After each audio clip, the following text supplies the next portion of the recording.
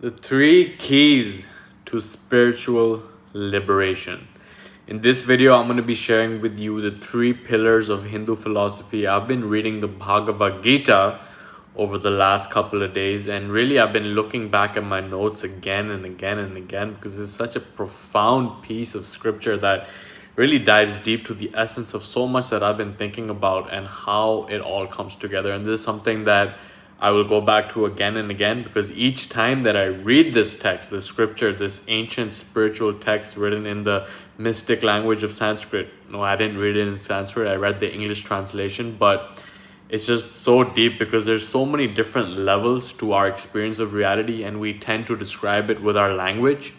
And the beauty of the Sanskrit language is that they have different words meaning that point to particular subtleties of the human experience, right? So now the first key to unlock that spiritual liberation is that of self-discipline. Okay, no surprise over there. We've been talking about this in a lot of other topics as well. Aristotle says that through discipline comes freedom. Jocko Willink, modern day Navy SEAL warrior, says that discipline equals freedom. So really the heart of this aspect is coming down to the fact that we are either controlled by our senses, we are pulled by our mind, we are pulled by our temptations. We have become conditioned through these temptations that we have in these behaviors that are not beneficial to our well-being. And that is because our senses are beginning to dictate our behaviors rather than our higher self, rather than our consciousness, rather than what we know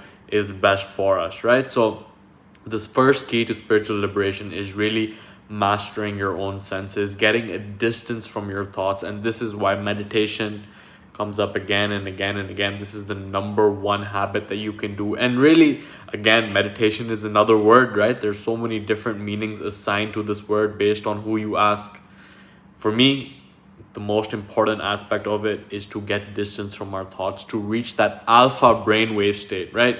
You're watching this video, you practice semen retention, you want to become more alpha, you want to become more like in control, more relaxed, more on point, yet you don't have a regular practice whereby you access those states of alpha brainwave, whereby you're more relaxed, you're more in your harmony, right?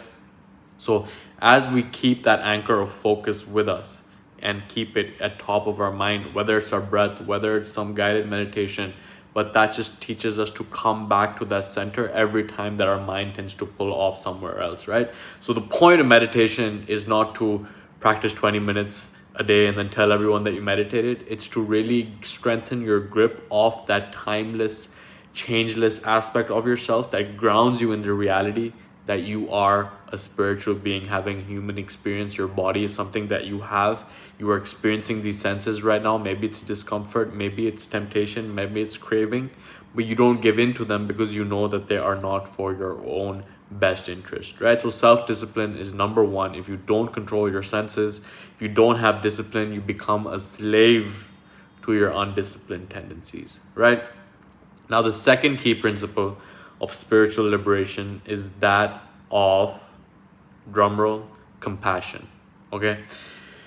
Now, compassion comes from two words, calm and passion, right? Passion comes from pati in Latin, which means suffering.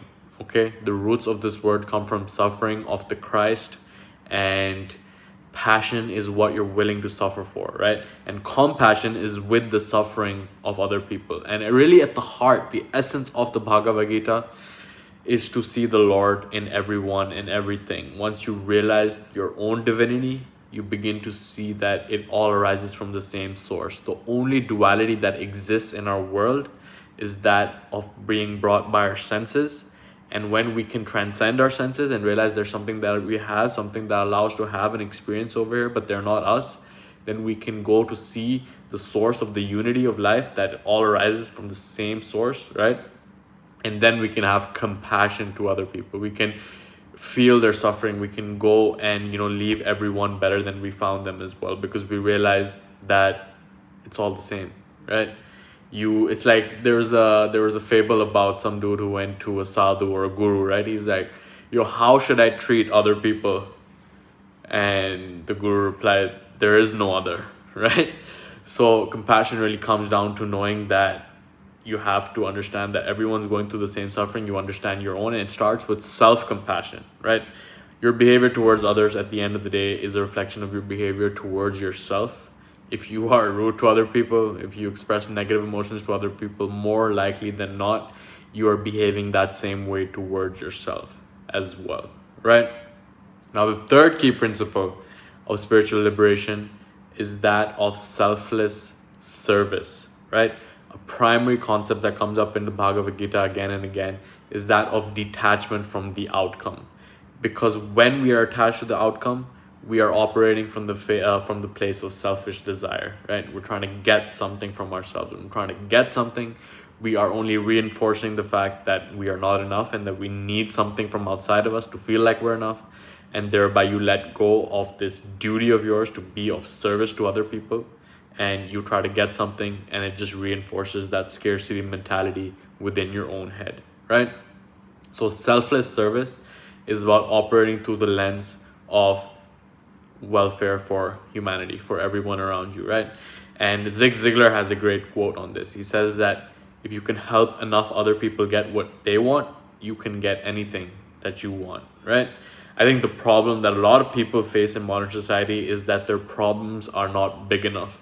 They're trying to pay their bills. They're just trying to like focus on just get like themselves. They're constricted. There's trucking scarcity, right? They think that there's not enough, and that just causes them to go further into that loop whereby if you think it's not enough, you'll find evidence for that, because whatever you believe to be true, that is what will be true for you, right? Reality in itself is a mirror that reflects your attitude about the world, and we tend to try to change the reflection, but all that's needed is for you to change the image so that you can start seeing what you want. And there is a lag.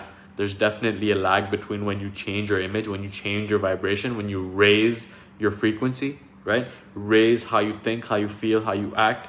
And then as a result of that, the byproduct will be that the reality will change for you as well. And when you are acting from selfish intentions, when you're trying to get something, I'm telling you that you're only reinforcing the fact that you're not enough. That feeling that you have of not being enough, then you try to get something from outside, whether it's from food, whether it's from drugs, whether it's from relationships, right? Anytime that you're trying to get something, you are reinforcing the fact that you are not enough. So once you realize you are enough, that you are all you will ever need, you are all you will ever have, then you can start operating through the lens of selfless service, start giving and reinforcing the fact that you are enough, you are more than enough, there's already abundance. And once you start rewiring your mind, rewiring your beliefs, start behaving in alignment with those beliefs, raising your frequency, it will be due time before the mirror of reality begins to change as well, right? So those are the three keys of spiritual liberation. Realizing that there is a divinity, there is a unity in this multiplicity that is brought to us through the senses. Realizing that harmony, realizing that oneness, unity, so that we can act from compassion, we can discipline our senses, and we can go on to behave as selfless servants of the divine will. Okay, so with that, I conclude this video. I hope that you found value from it, and I will see you in the next one.